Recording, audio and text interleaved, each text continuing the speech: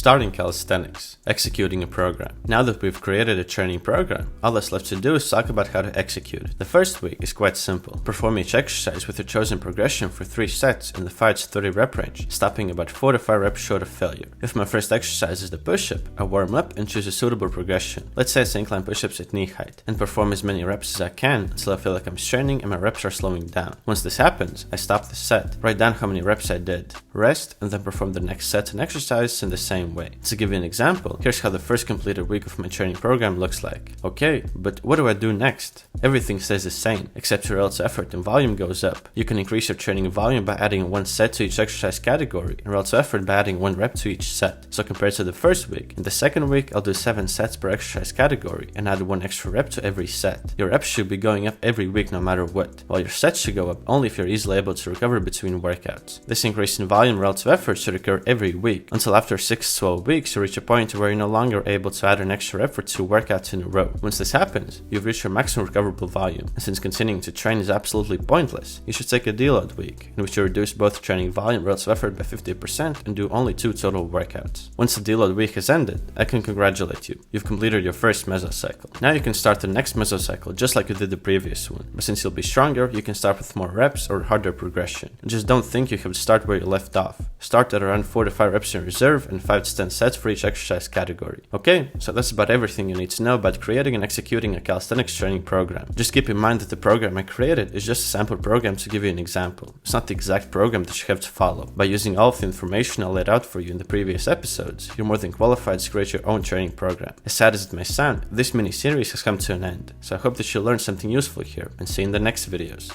Peace!